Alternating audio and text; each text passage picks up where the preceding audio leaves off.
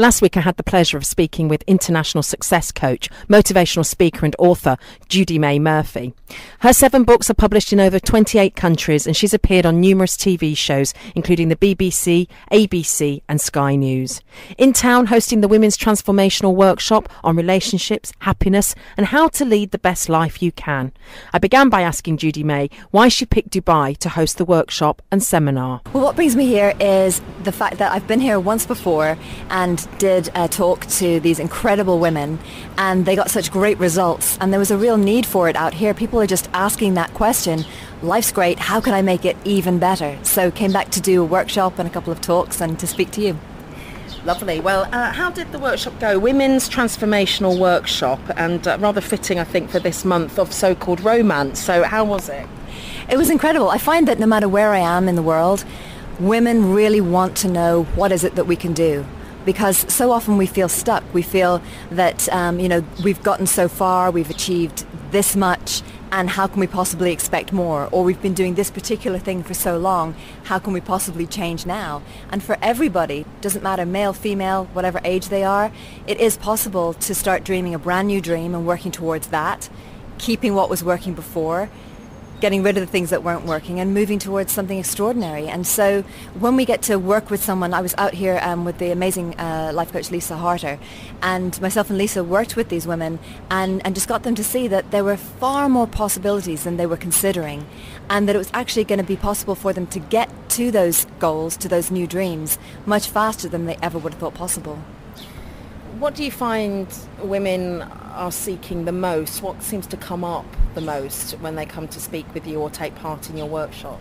Well, normally there's a kind of a bewilderment because they will have worked very hard to make something happen, whether that is a marriage or a career or a certain amount of money or a certain amount of achievement in an adventurous area, or they will have become very skilled at something.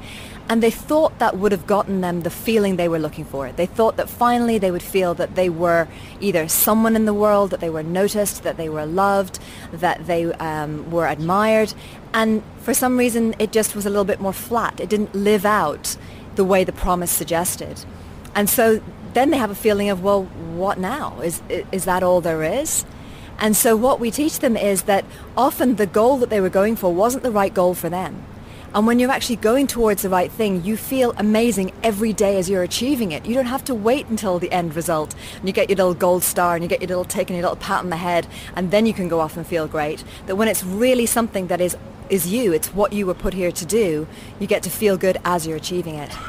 It's interesting when you say what you were put here to do, and I think for many people we try and please others. We try and figure out what that is based on what other people think, what's expected of them, and that starts really young as children. You know, we grow up little girls, we're going to meet that Prince Charming, we're going to have that white wedding, and now it's coming from my culture, and everyone will have their own version of what's expected as a woman, as a man within the family, and then as they get older, broadening out into the sort of world that they live in. Do you see people feeling that pressure to live up to other people's expectations? Well, the interesting thing is, for some people, it's obvious to them that they're trying to please somebody else and it's not working, and they are face to face with that discrepancy every single day.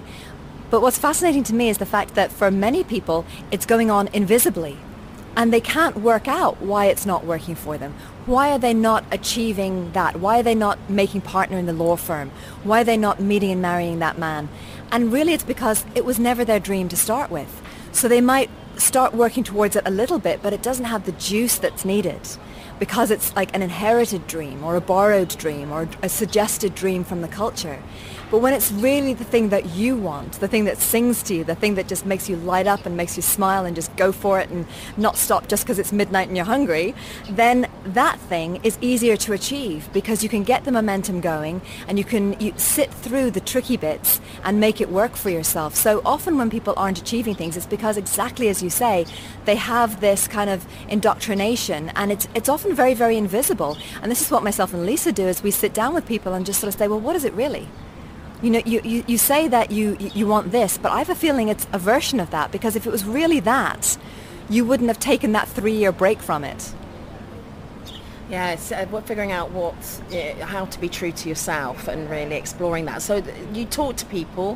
What other ways within your workshops do you help people? I mean, is it just through conversation? Well, a lot of it is just giving people the space to do the thinking.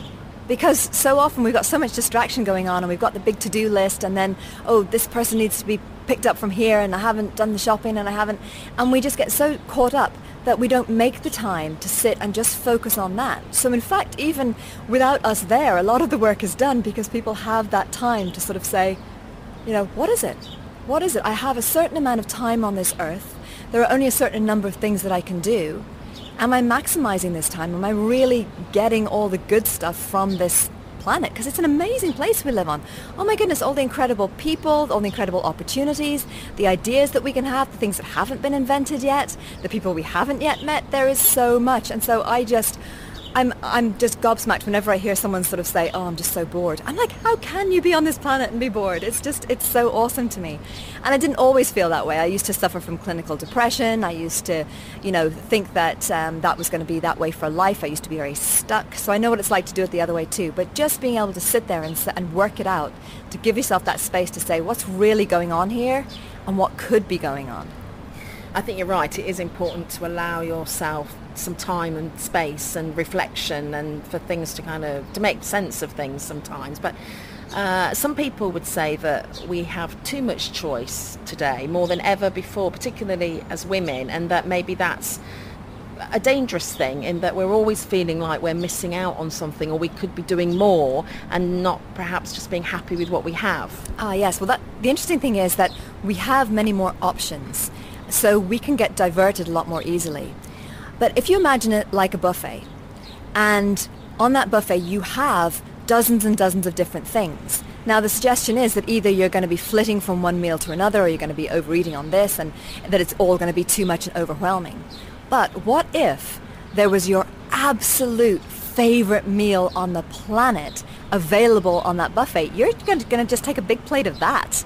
And that really is what it's like when you start to live the life that you were put here to live. Is, yes, you could go and do your own TV show. You could go and travel to Australia. You could go and hang out with these people. You could go and write that book.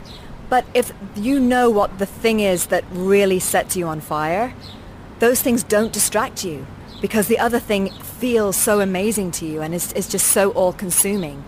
So that's the way that we make sure that we're not just skipping randomly from one thing to another. Is, it's kind of like with people. Like, yes, you might be like, oh, I fancy that person over there. Oh, but he looks good. Oh, but, we might be doing that. But then suddenly you fall in love. You don't see anybody else. So it's the same for the other parts of your life. Dubai Eye 103.8. Stay one step ahead. We continue the conversation with motivational speaker Judymay Murphy, talking about love and relationships and all the fuss about Valentine's Day, how we should love ourselves more and shouldn't be too critical also with others. Well, the thing is that, yes, on Valentine's Day, a lot of people feel like there's this great big party going on that they're not invited to. And so the focus is on what's missing. Like, it's kind of like, it feels like, these people are worthy and the people who are single are not worthy, and have to feel the shame of that and hide themselves away with a big tub of ice cream for the night and have a little weep and get up and hopefully carry on tomorrow. But it needn't be that way. St. Valentine's is, in fact, it's a celebration of love. And this idea that just through the romantic love with one person is the only experience of love, the only definition of love, it is very limiting for people, and it can make you feel bad. But if you just remember that having one person, that other person will not be your source of love. You are your own source of love. And that you can just keep that tap flowing no matter what kind of relationship you got on. Just as, maybe you really, really love your kids, but you don't love your kids just when they're in the same room as you. You love them when they're off somewhere else. And, I've spoken to women who, want to get pregnant in a few years, and they say, I love my kids already.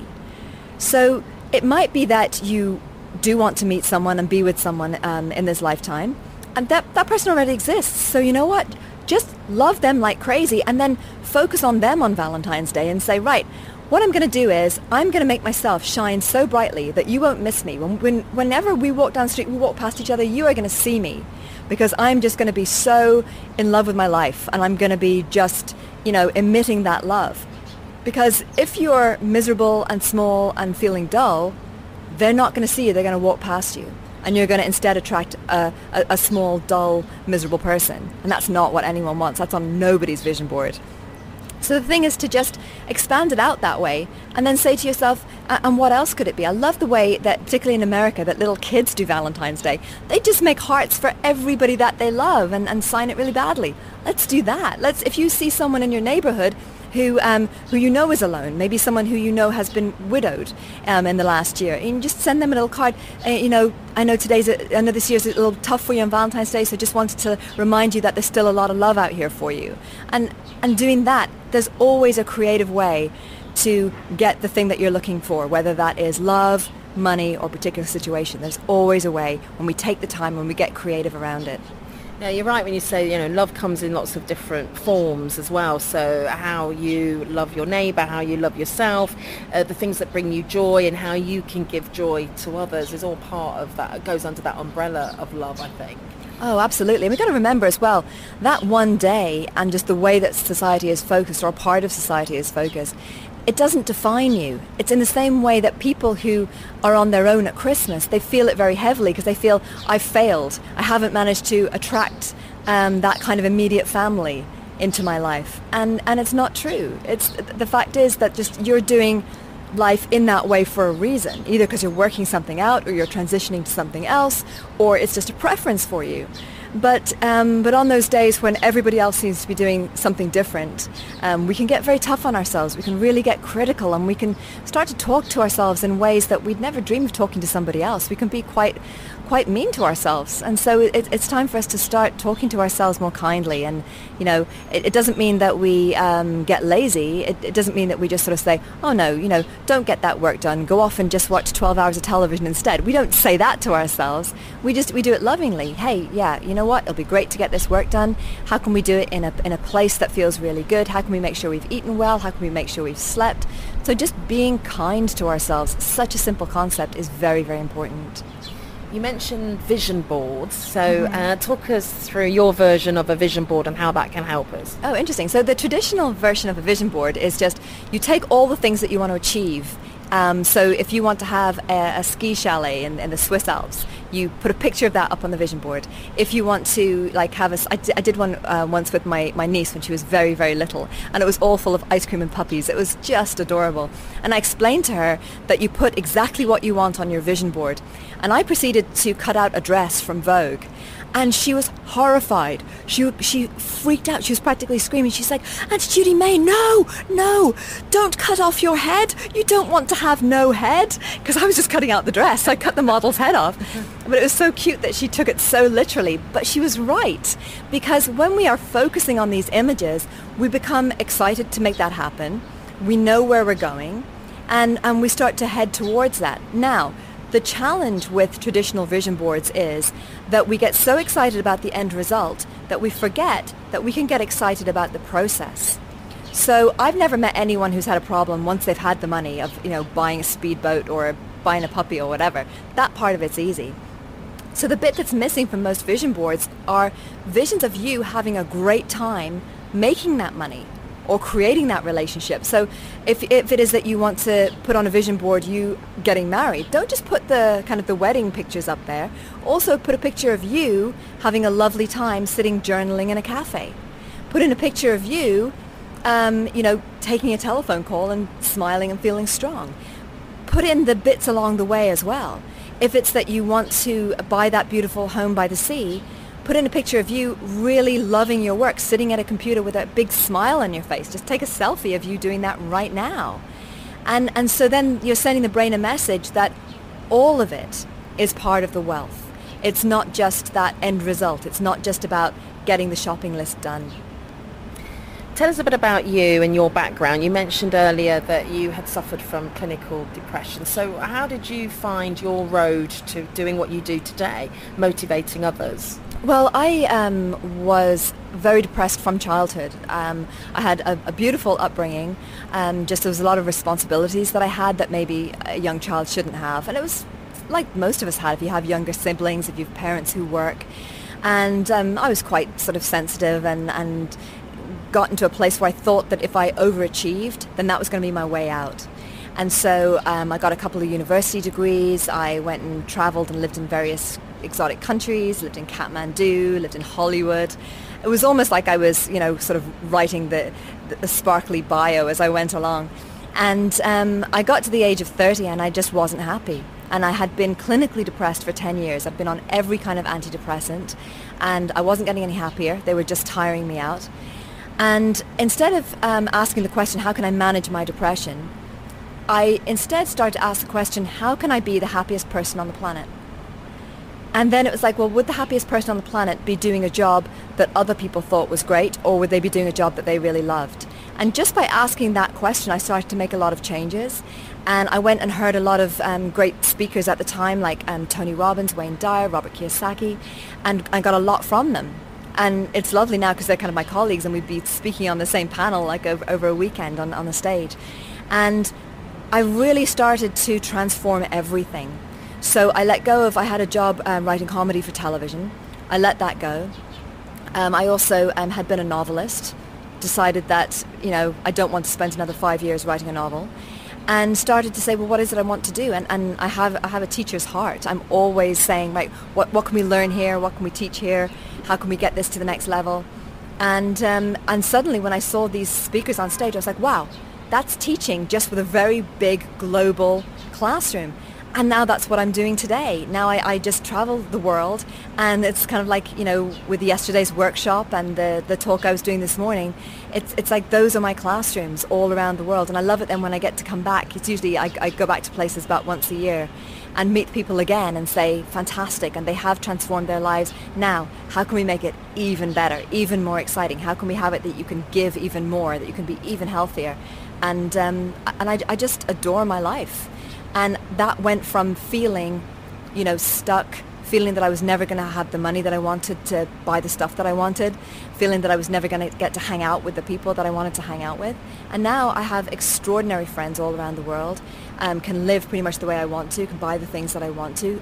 I can feel safe on this planet. And that is something that sometimes I forget, that a lot of people don't have that feeling, because I've now been living with that feeling for so many years. And if I go back to somewhere that I used to hang out in when I was miserable, like Paris or somewhere, suddenly I'm remembering, wow, I remember that's the place that I always wanted to go in and have a cup of tea, but I couldn't afford a cup of tea. So no matter what stage you're at, no matter whether it's, money's the issue, love is the issue, career is the issue, who you want to be on the planet, whatever is the issue for you, it can be radically transformed very, very quickly and very easily. Sometimes we think when a problem is really big and it's been going on for a long time, therefore the bigness of the problem, the length of the time means that it's going to take a long time to fix and it's going to be a very, very heavy process. And sometimes it's just like going into your brain and just tinkering around. Just one little idea can make that switch and can change everything. And I see that happening daily, and it's extraordinary. It's interesting that you mentioned writing for comedy and being a novelist, and they might be things on many people's vision boards. That's it. But the great thing now is I've made a bit more space for the person who that is their dream come true.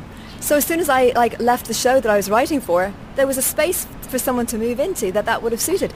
If you are in a relationship that really isn't serving you, as soon as you set that person free, you're setting them free for the person that is supposed to be with them. So it works for everybody. Dubai Eye 103.8, keeping you up to date with what matters in the UAE. Stay one step ahead. I continue my conversation now with Judymay Murphy. I ask her about her depression and how she wasn't happy until the age of 30, but then changed her life around 180 degrees. With regards to the depression and antidepressants, do you take anything today? Oh gosh, no, it's extraordinary. I didn't even come off them. People say, how did you come off the antidepressants? I just kind of stopped taking them. It was so not a focus that I just... One day I was like, oh, I haven't taken them in a while. And I feel amazing. Okay, fantastic. Let's just keep doing this. Now, it's not to say that I don't get very sad sometimes. When my mother passed away, we were very close. I was desperately sad, but even amongst that, underneath that, there was all this joy. And I remember the day that she passed away, I was able to think of other people. I wasn't so consumed with myself in the way that I had been before. that I was able to sort of think, oh, well, you know, her friend Celine would love to help choose the outfit that she's buried in, which should be a very, very sad thing. But there was a lot of joy and a lot of laughter, even though we were missing her desperately and really grieving her. So it is possible not just to transform the material aspects of your life, but to transform the emotional makeup of who you are, and also other aspects of your character. Like if you think that you're an angry person, you don't have to be an angry person anymore. You can let that go. Or if you're sort of, I'm not the kind of person, I'm not pushy, but I'd really like to be able to ask for more stuff. Okay, how about if we made you a really clear communicator and a really honest person? And so you get to redesign yourself. In fact, that's the first thing that needs to be done, because it's you that's doing the living. So if you were to change, just switch around the furniture in your life and have more money and have this great person, you wouldn't actually feel the transformation, because it would be the old you coming to the table. But if we have the new you and the new stuff going on, that's when life just becomes extraordinary. So creating the life that you want to lead, and being the person that you want to be. To perhaps elaborate a little bit more on that, because for some they do feel stuck, and one feels that, there's not a lot, it's out of my control. There's not a lot I can do. I am who I am, and it's either it's circumstances, or it's other people, or what I'm wishing for is too far out of reach. So how to make those first steps to positive change? Okay, well, the first step is to realize that you do have a lot more control than you think. But often we are spending too much energy controlling the thing that we don't have control over. Maybe there's someone in our life who's drinking, and we try and control them drinking, and if they would stop, then our lives would be better. Or maybe, it's the fact that our boss isn't kind to us, and we think that if only we can please our boss, do more and more and more work for the boss, then that's going to transform. But if we realize, okay, we work out what belongs to, I always say, what belongs to me, what belongs to others, and what belongs to the higher power. So what belongs to me is the stuff that I do have control over. How I show up, how I eat, how I talk, what I feed my brain with. Do I choose to watch a TV show, or do I choose to read a classic novel? Very, very different things, very different result at the end of that. You're going to be a very different person. So you work out, what do you have control over? What do others have control over that you're trying to control? So that might be that you're trying to, if you're overly concerned about a family member that's upset, it's okay, that's their upset, that's their journey. And you sort of think, well, I feel a bit mean being so happy and this person's unhappy. No, you're showing them how to be happy. You're modeling happiness for them. You're not going to, as Lisa Harter said to me the other day, you're not going to make them any happier by you being miserable.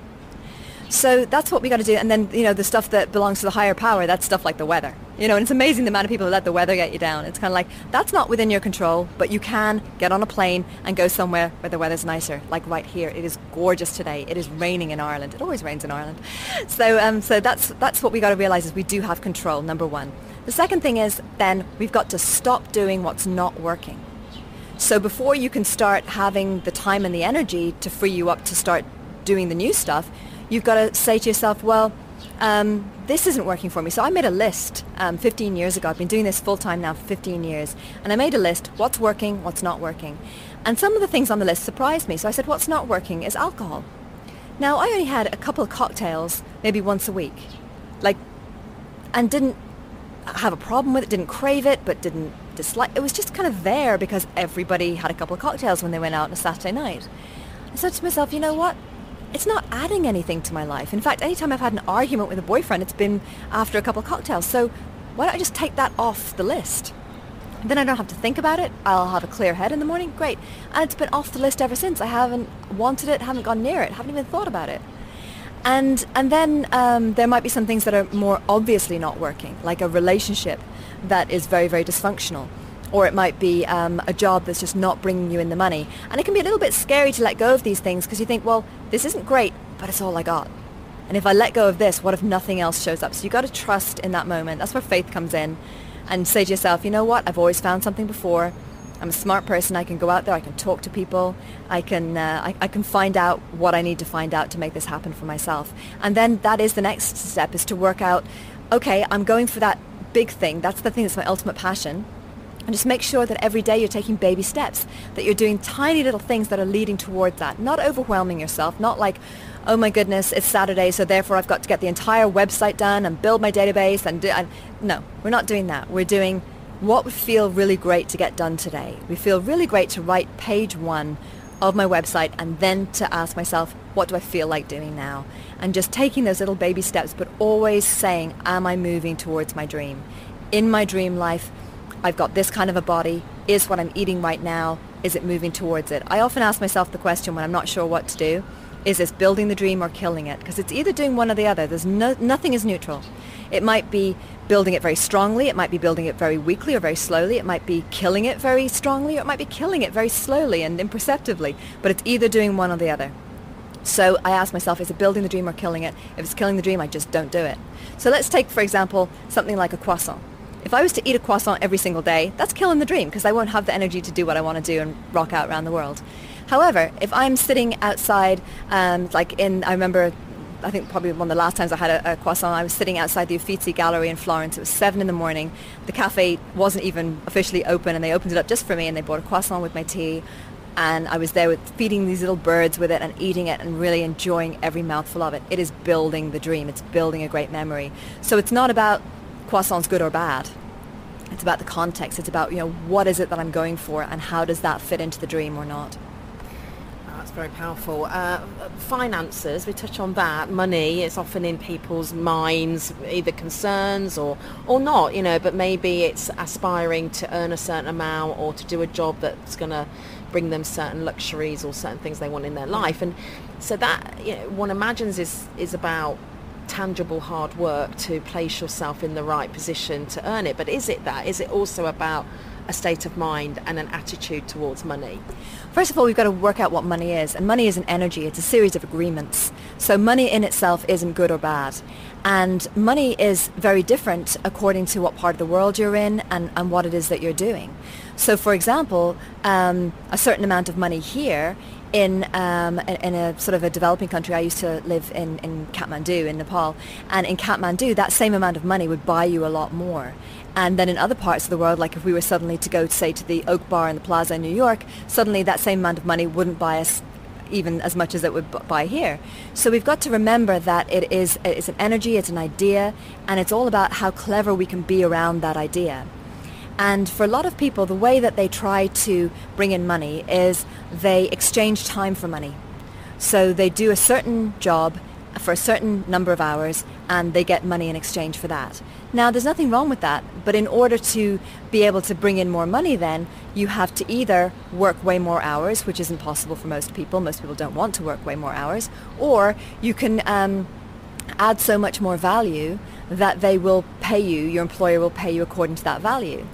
But in order to get super smart around money, what you have to do is you have to find a way to be putting value out massively into the world, either in terms of quality or quantity. So if you're making Bentley cars, you don't have to make so many of them because they're such high quality that you're going to get your profit through that quality. But if you are making like I don't want to name a little car as, but a little starter car, let's call it that, then you're going to have to make many, many more of them because you're going to have to sell so many more in order to bring in that same amount of money. So if you had that on your mind always, like what is the value that I'm bringing to the marketplace, and how can I increase either my quantity or my quality in order to bring more value to the marketplace, and then how can I make sure that I'm getting that back? Because for a lot of people, they've got problems receiving. And as soon as the numbers start to get bigger than they're comfortable with, they kind of shut it down and they stop negotiating. So someone comes to them and says, right, we're prepared to offer you X amount. And that's already 5 times more than you've ever made. You kind of forget the fact that you could get twice as much if you asked for it. And you kind of just sit there in this place of unnecessary gratitude and say, thanks very much, because you've been starving for a while, and these crumbs from the table, you're kind of over grateful for them. So we've got to be careful that we are asking for our due, that we're sort of saying, yeah, you know what, I'm worthy of that, and I'm taking my portion, and I'm not going to play small anymore with it. Dubai Eye 103.8, award-winning news, business, sport, and lifestyle coverage. Stay one step ahead. talking with Judymay Murphy about how an employee can bring more dedication into the workplace. I continue my conversation now, but focusing more on how people should value themselves. It's an interesting notion, isn't it, when people get the financial reward they seek, but then somehow don't think they're worthy of it, and they begin to self-sabotage. Here's what Judymay has to say. Well, the thing is that whenever you hear the word self-sabotage, in fact what it is it's two parts of your brain having an argument, and usually it's the older part of your brain that wins. So let's suppose the older part of your brain says, keep it small, don't get above your station, don't be seen to be vain or above anybody else, or, that you saw your parents having to work so hard, so you think if you don't work as hard and make more money, you're somehow making a mockery of their life. So that part of your brain is then arguing with the newer part of your brain, which says, come on, let's do this, let's just get this money and this is fun, let's do it. And so when those two are kind of jostling for position, it's the one that is older that will tend to win out. And this is why we have to absolutely flood our minds with these new references and really keep an eye on that at all times until we reach a tipping point where the one that says, come on, let's do this, let's make this really enormous and fabulous, until that part is bigger than the old part and it will win out. It can work the other way, where people think they deserve and they haven't really put the work in, or if it's not just, and I don't mean that having to take lots and lots of your time, but maybe they just haven't quite figured it out appropriately or properly yet, the correct process. Yeah, there are some people who are kind of coasting and think they're kind of due. A lot of younger people. I noticed that in my office sometimes we get people coming in for work experience or looking for a starter job, and they really don't realize how much they don't know. And they come along and they do bits and pieces and they think they've given you the world. Whereas you're sort of thinking, well, no, the expectation was that you would have finished that, so we need you to stay late. And suddenly you're the big bad wolf for expecting people to stay late. So it takes them a little bit while to adjust to, what the world expects for you, exactly what that value is. You mentioned In the pool, Lisa, in the pool. You mentioned young people there, and I know you help teenagers. You do a lot of work with teenagers. So what's happening in teen world, in your world, from where the teenagers you're dealing with? A lot of teenagers, like when we were teenagers, they're lost because they're getting very conflicting messages. I mean, we got conflicting messages from different parts of our culture. We had the teacher saying one thing, the priest saying another thing, our cool uncle saying something else. But these days, they also have conflicting messages coming in terms of images. They've got like the Kardashians telling them, live like this. Don't give real value, just get attention. And then they've got someone else saying, oh, but you need to help save the planet. And so they are really much more conflicted on a much more dramatic scale than we were. And so with them, first of all, with every teenager, the first thing is they don't feel heard. So the first thing I do is I don't help. I don't offer any advice. I just sit and listen and say, wow, that sounds like that would be quite upsetting. So if they tell me that, my dad prefers my sister, and you just kind of go, wow, that's huge. And you can see them just kind of heave this sigh of relief and go, somebody heard me and didn't make me wrong for that. They didn't try and convince me otherwise. They didn't try and say, well, have you tried this? They were sitting with me in that space. And for all of us, not just teenagers, when someone kind of gets that part of your life is lonely or is horrific or is daunting, just knowing that you're not alone in that difficult feeling is definitely a very, very big thing for them. So when people sort of say, the official term, I guess, is mentoring, and I do mentor a lot of teenagers. I kind of collect them as I go, and but really, I don't start, offering suggestions until quite late in the game. The first part of it is just letting them know you're worth listening to. Your version of your life is the one that's valid, and it is going to get better.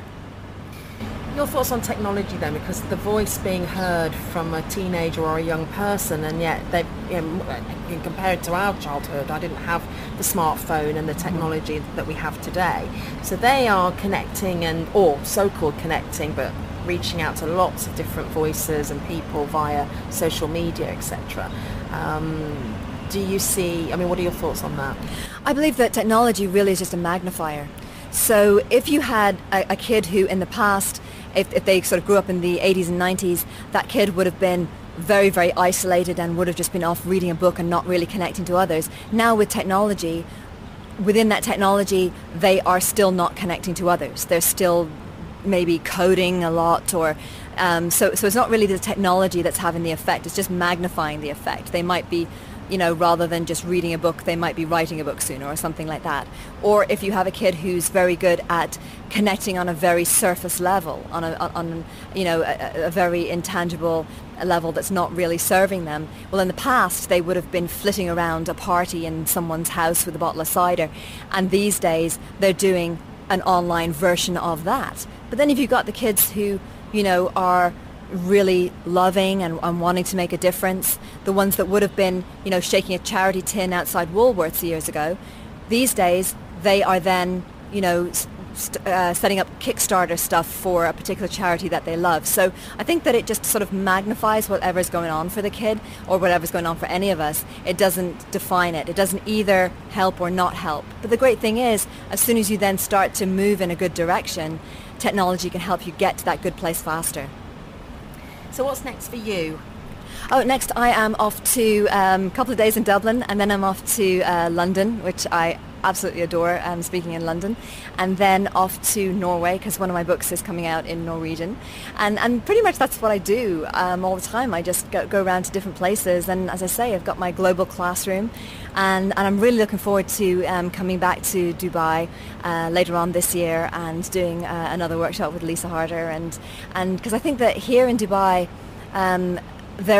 it's full of people who really want to have magnificent lives. They're out here to have the adventure, and they're really ready to do whatever it takes and to try new things, and that's exciting to me. I love that. To connect with Judymay, you can email her at info@judymay.tv or via her Facebook page and Twitter. That's it from me. I'll be back tomorrow live from the Dubai Duty Free Championships, talking all things tennis and food. Have a great day.